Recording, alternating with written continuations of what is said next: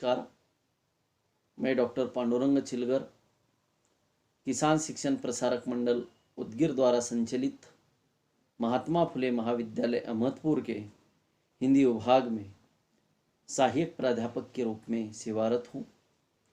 सबसे पहले बीए द्वितीय वर्ष के सभी छात्रों का और हिंदी प्रेमी सभी विद्वज्जनों का मैं हृदयतापूर्वक हार्दिक स्वागत करता हूँ। मित्रों, पिछली कड़ी में मैंने आपके सन्मुख डॉक्टर राम कुमार वर्मा द्वारा लिखित औरंगजेब की आखिरी रात इस एकांकिका की पृष्ठभूमि, एकांकिका की प्रास्ताविका, भूमिका, लेखक का व्यक्तित्व एवं कृतित्व क्रमशः 2 कड़ियों में आपके सन्मुख रखा। अब इस तीसरी कड़ी के अंतर्गत राम कुमार वर्मा प्रस्तुत एकांकिका के अंतर्गत या एकांकिका के माध्यम से औरंगजेब की चारित्रिक विशेषताओं को हमारे सामने रखते हैं। औरंगजेब की आखिरी रात उनके जीवन की आखिरी रात थी और उसी आखिरी रात का आखिरी समय यानी सुबह यानी रात्रि के 4 बजे का यानी पहली पहर का वह समय, वह तिथि थी 18 फरवरी 1707 की। यानी इन बातों को मैं दोहराने की कोशिश बिल्कुल नहीं करूंगा, क्योंकि एकांकिका के कथ्य को, विषय वस्तु को विश्लेषणात्मक रूप में आपके सन्मुख रखना ये मैं मेरा कर्तव्य समझता हूं। मित्रों, पिछली कड़ी में औरंगजेब के जीवन की एक विशेषता आपके सामने आई। वो मानो कि वह एक मानव की दृष्टि से दुर्गुण है। जिन्नत जब बोलती है औरंगजेब को, अपने पिता को, जहां तहां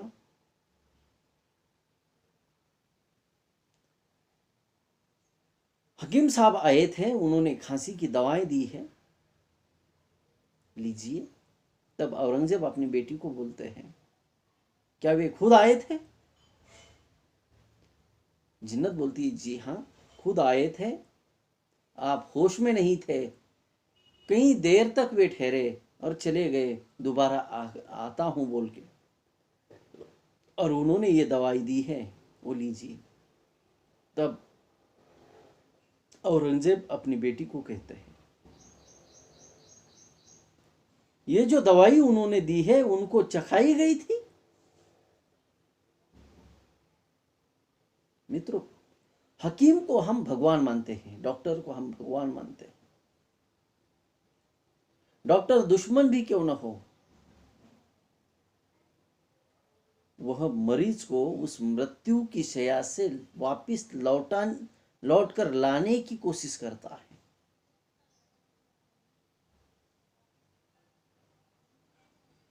और इतना बड़ा अविश्वास,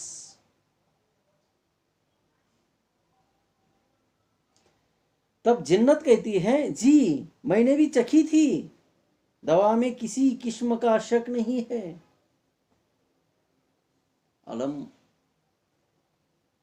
आलमगीर औरंगजेब अपनी बेटी को कहते हैं,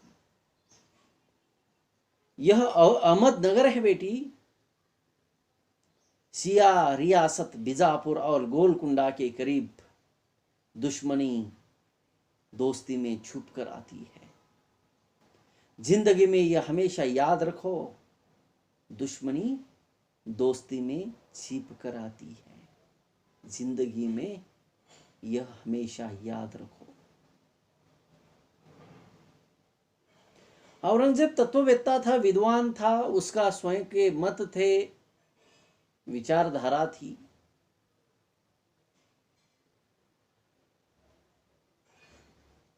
जिस कारण अपनी बेटी को वो इस रूप में समझाता भी है, दुश्मनी दोस्ती में छिप कर आती है।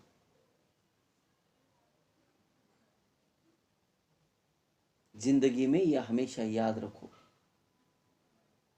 तब जिन्नत कहती है आपका कहना सही है जहां अपना, लेकिन दवा मैंने खुद चख कर देख ली है।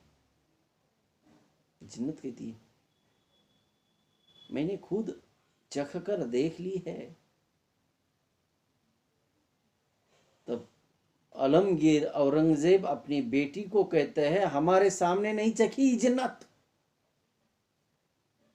लेकिन खैर कोई बात नहीं, दवा खाएंगे लेकिन थोड़ी देर के लिए आराम, फिर वही तकलीफ, क्या करें दवा खाकर। जोर से खांसी आती है, अच्छा लाओ खाई तुम्हारी दवा अबे हयात से बढ़कर। देखिए हकीम के प्रति अविश्वास था, ठीक है। जिन्नत अपने पिता को बार बार कहती है कि मैंने भी दवा चखी है, लेकिन औरंगजेब अपनी बेटी को कहते हैं हमारे सामने नहीं चखी जिन्नत।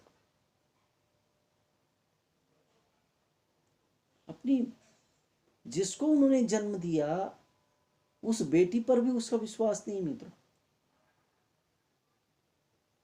कितना अविश्वासी वह व्यक्ति था।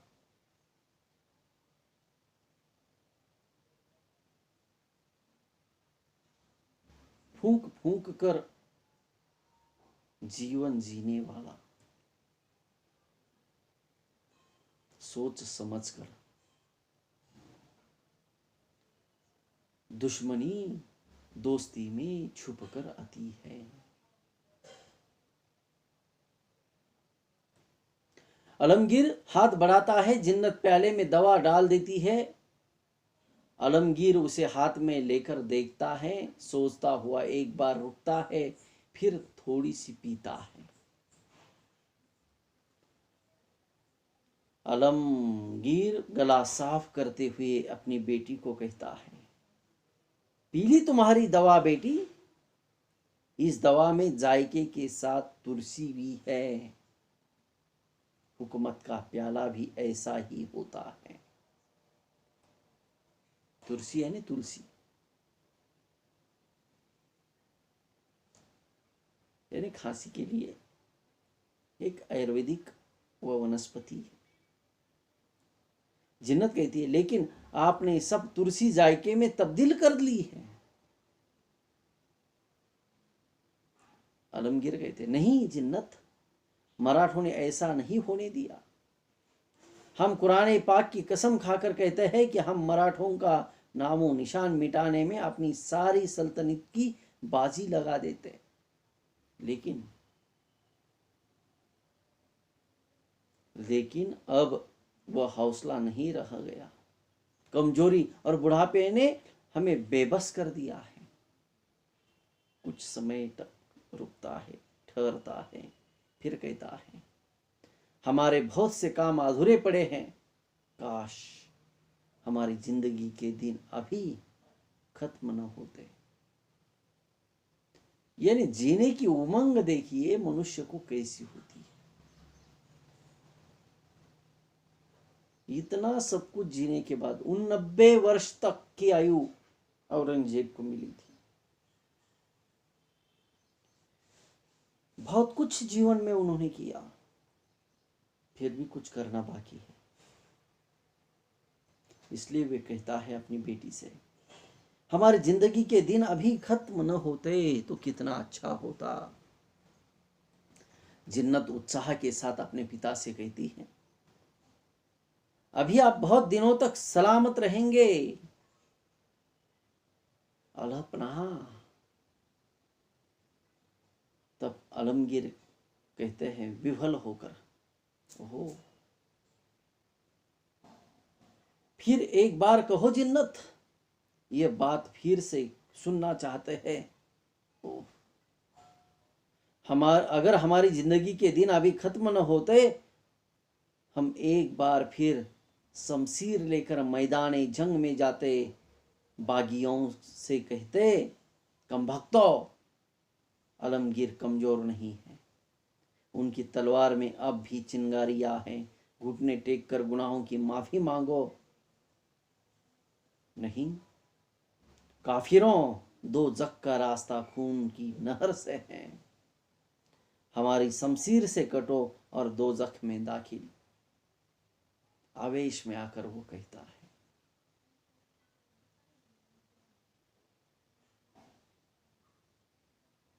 और उसी आवेश में खांसी रुकने पर भारी सांस लेता है और कहता है, दोजख में दाखिल हो। जिन्नत कहती है, आप आराम करें जहां अपना, नहीं तो आपकी तबीयत और खराब हो जाएगी।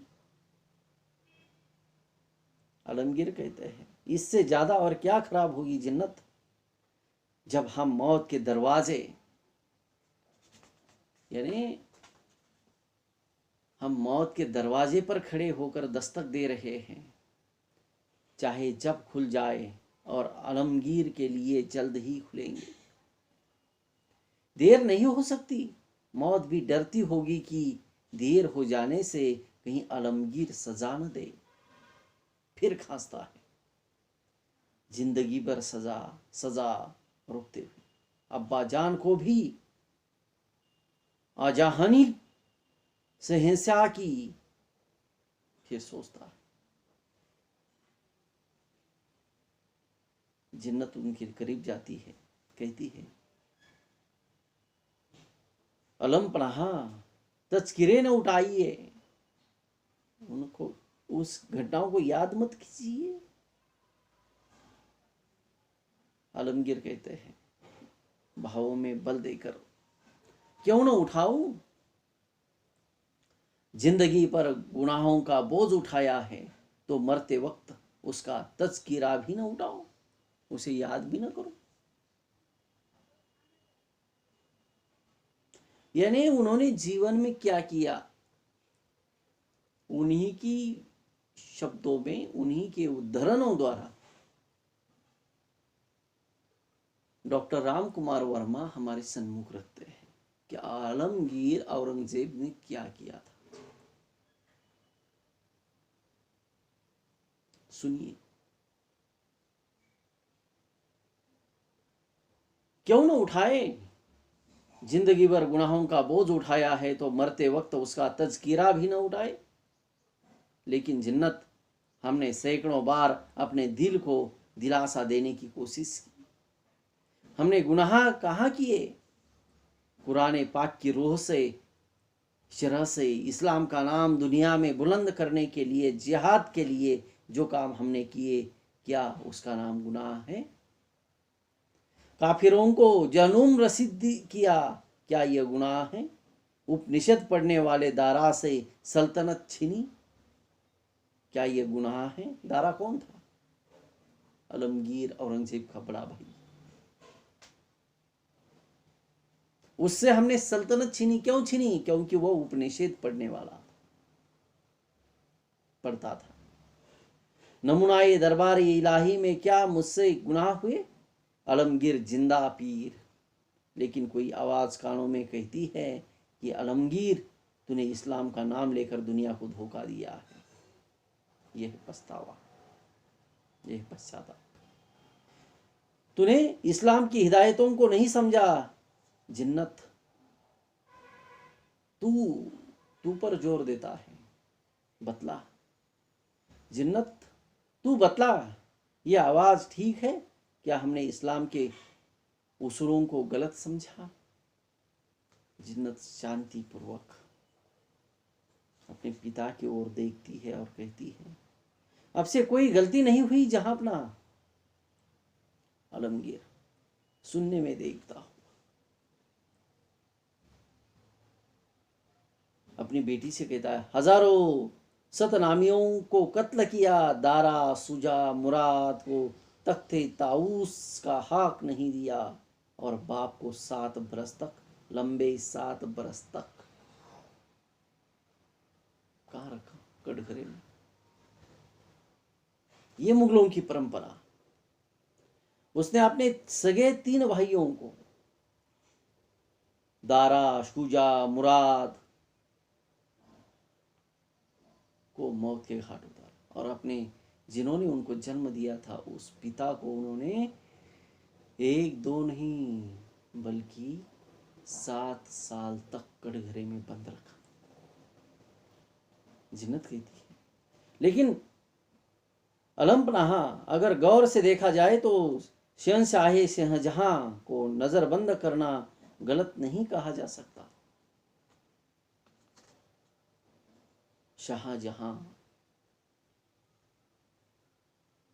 सलीम के पुत्र, सलीम मानो अकबर,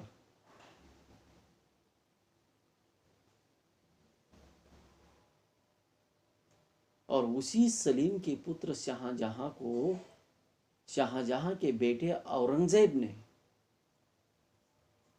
7 साल तक नजर कैद में रखा। और औरंगजेब की बेटी भी अपने पिता के इस गुनाह को गुनाह नहीं मानती। वो कहती है कि शहंशाह शाहजहां को नजर बंद करना गलत नहीं कहा जा सकता। अपनी पीढ़ी में ये अपनी आंखों से अपने बेटों का मजार देखते हैं, क्या उन्हें तकलीफ न होती?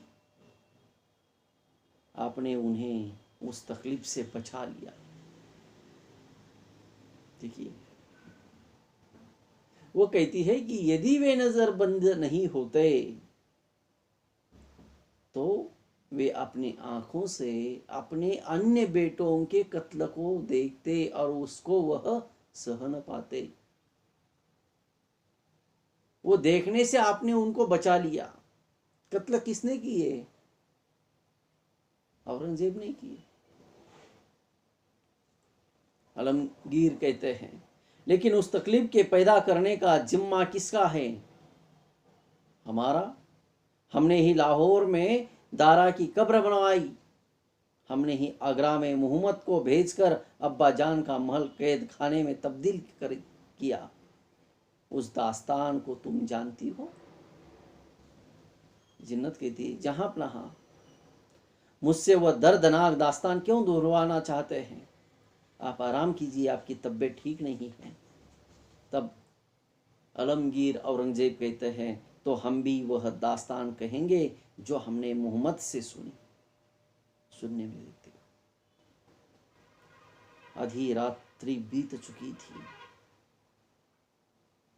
कमरे में सिर्फ एक शमा जल रही थी। दूसरी शमा शहंशाह की आंखों में झिलमिला रही थी। वो चारपाई पर तस्वीरें संग की तरह लेटे हुए थे। उनकी पथराई आंखें दूर पर दिखाई देने वाले ताजमहल पर जमी हुई थी। हल्की चांदनी थी। शहंशाह ने जहां आरा से कहा, जहां आरा, आलमगीर से पूछो, वह हमारी तरह ताजमहल को तो कैद नहीं करेगा। जिन्नत आग्रह के स्वर में, जहां पनाह। उसी स्वर में आलमगीर कहते हैं, बादशाह की जबान तालू से सट गई थी, गला सूख रहा था। गहरी और सर्द सांस लेकर उन्होंने फरमाया, मुमताज हमारी बेगम, ताज हमें पत्थरों से नहीं आंसुओं से बनवाना चाहिए था। काश ये मुमकिन हो सकता। देखिए कि शहंशाह शाहजहां को भी अपने बेटे पर विश्वास नहीं था। वो कहता है, उसने कहा था कि मेरी तरह इस ताज को भी वह बंदी न बनवा ले। अच्छा होता कि ताज पत्थरों से नहीं बल्कि आंसुओं से बनवाया जाता। मुमताज। जिन्नत सहानुभूति के साथ अपने पिता से कहती है, उन्हें बहुत तकलीफ थी अलपनाह, लेकिन इस वक्त ये सब सोचना ठीक नहीं है। रात ज्यादा बीत रही है। अपने पिता को समझाती है, मत सोचिए, आपको तकलीफ हो रही है। खांसी बढ़ती ही चली जा रही थी। तो मित्रों, इस प्रकार औरंगजेब के जीवन के कुछ पहलुओं को राम कुमार वर्मा इस एकांकी के इस प्रथम अंश में, दृश्य एक ही है एकांकी, रात्रि के 4 बजे का